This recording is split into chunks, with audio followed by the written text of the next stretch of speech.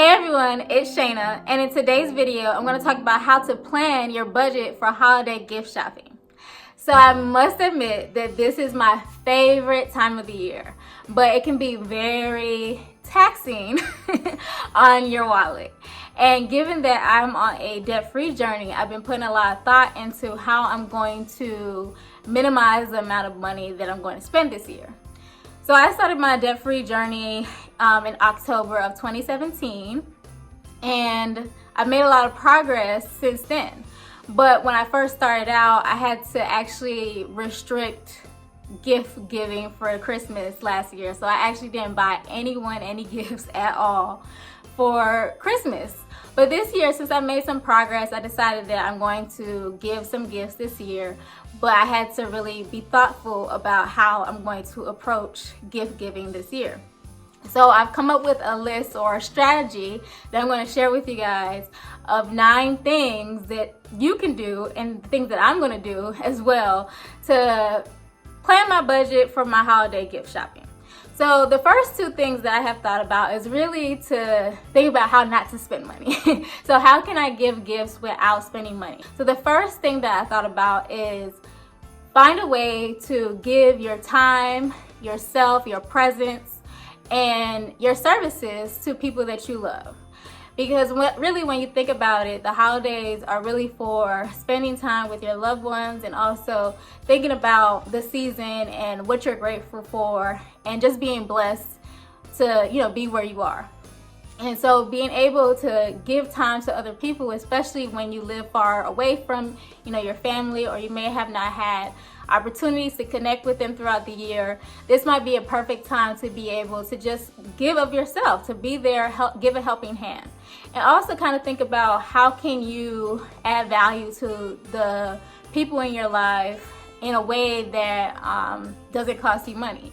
So just think about some of the things that, for example, your mom, she may have been wanting to clean out the attic or something for the entire year. Maybe this is the time where you say, hey, I'm going to help you out with that. Another way that you can give up your services for Christmas is, for example, if your friend is thinking about starting a business or something and you know how to do graphic design, one of the things that you could do is you could offer up your services for free to design your friend's logo or something like that. So just think about ways that you don't have to spend money, but give of yourself either in just your presence or the services or skills that you have.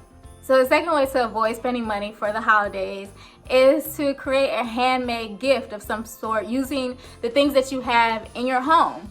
And you can get a lot of ideas for handmade gifts on Pinterest. So I've seen examples of using things like a mason jar and putting little tongue depressor sticks in there, with maybe even combining the first tip that I said of services that you can give to someone. So if they pull out the jar of cute things that you can do for them or services that you can do for them, that would be a free handmade gift that you could give to someone that kind of combines your services but also allows you to give them something physical as well. So you might have already thought about all the ways that you can avoid spending any money, and you've done all the handmade gifts and you've given up your services and you don't even have any more time left in your schedule. So you might be thinking about, okay, I want to spend some money, I want to buy some gifts, but how can I do that within my limits? And so the first thing that you have to do is set a budget. You have to set a budget overall, and then you have to set a per person budget as well. So that will require you to actually put some thought into who do you want to give gifts to and how much do you want to spend on each person, and then add that up and see if that is within your total budget. So for example, this year my budget is to not spend more than $75 per person. And so I'm giving gifts to 5 different people in my family and including my boyfriend, and I'm not spending more than $75 on each person for gift giving. Well, let's say you have a $300 budget and you want to buy gifts for 3 people.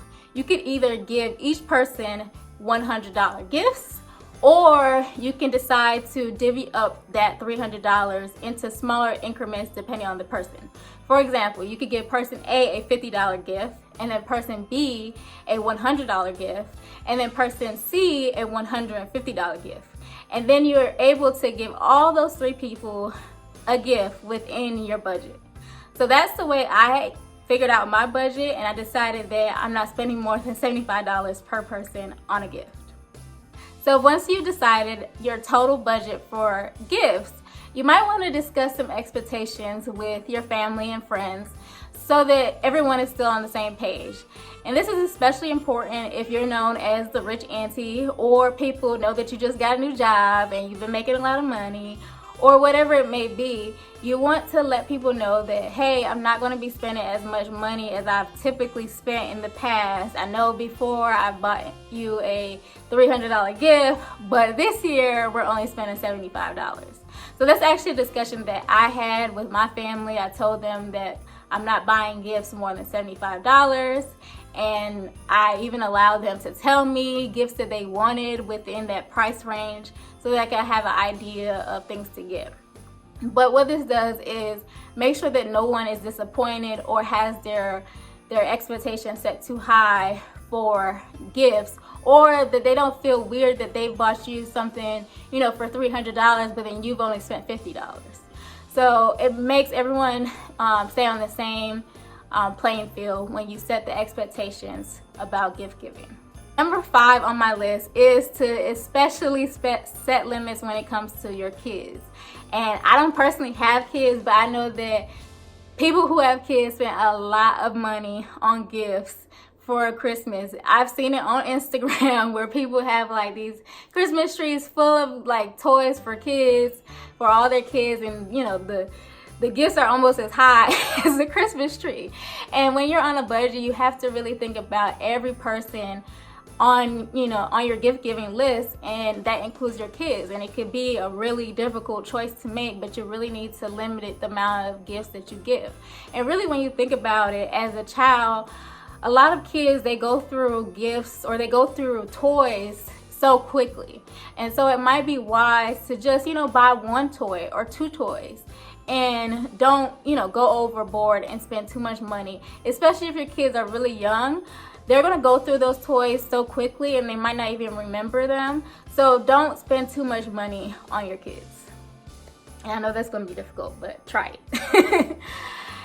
So another idea that I have is to consider doing Secret Santa or White Elephant gift exchanges.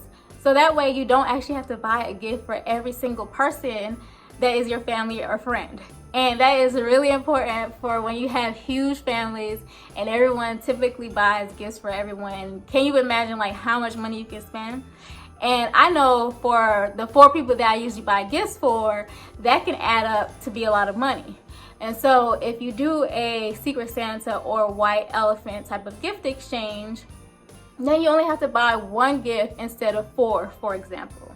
So that's really a good example, and everyone still gets a gift and they feel included without having to spend money. And I'm sure everyone else would be happy about that idea too.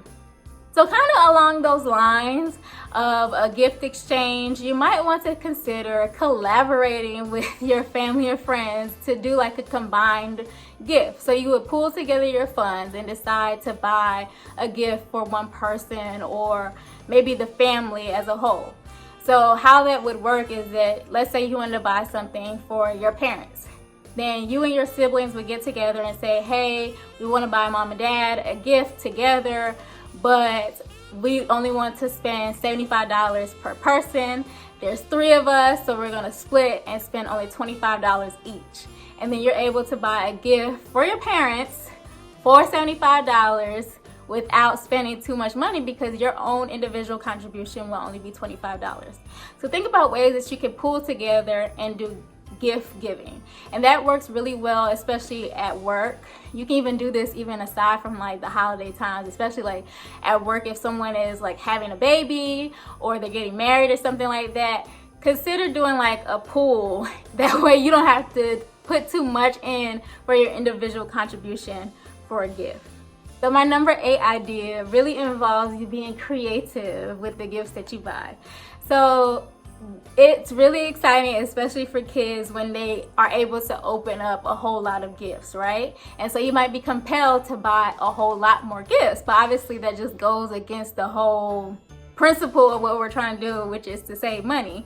And so what you can do is you can divvy up a gift into smaller increments. So let's say you bought like a pack of books or a set of books, or even like a cologne or a perfume set or something that comes in a set.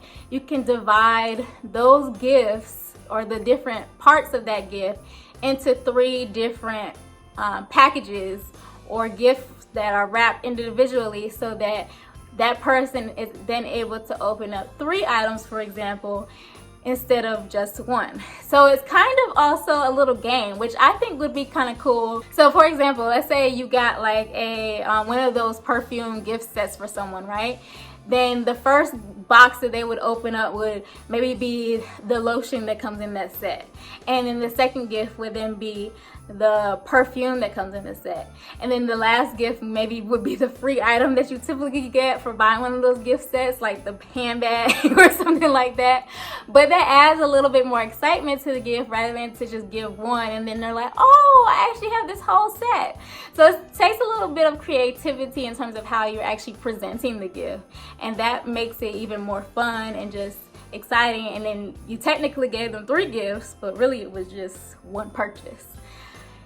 So that is a really cool idea for putting a little spin on it without having to spend too much money. So the last tip that I have, tip number 9, is to create a shopping list. This is super important if you want to stay within budget for Christmas. It's really important to do this after you have already created your budget, you've decided who you want to give gifts to and how you're going to give them the gifts. And then that way you sit down and write a budget or a list that adheres to that budget.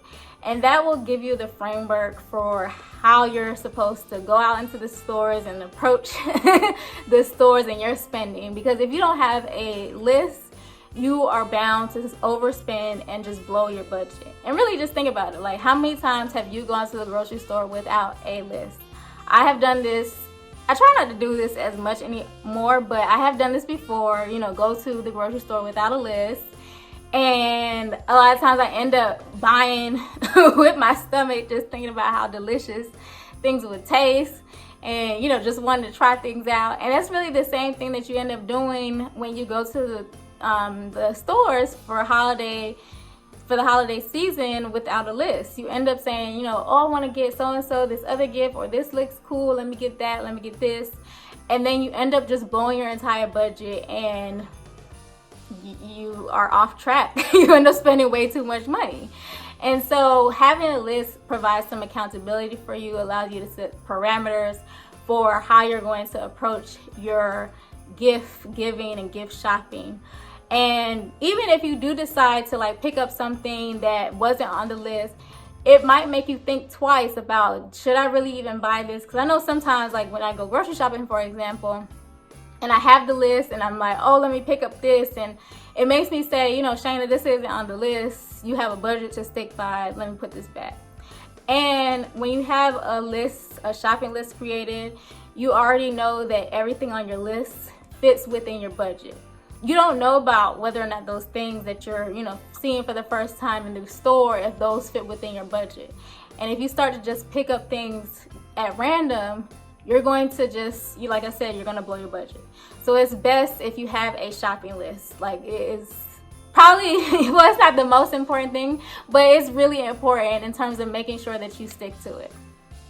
So I would love to know what strategies you use to make sure that you stay within budget for the holiday season. And if you don't use a strategy, let me know if you plan to take up one of these tips that I, gave in this video. I'd love to know that the tips that I'm sharing are going to be helpful to you all. So it'd be nice to hear that down below in the comment section. And if you haven't done so far, I would appreciate it if you give this video a thumbs up, because it really helps. It really does, in terms of letting me know that you like the content that I'm putting out there. And also it lets other people know that this is a really good video to watch.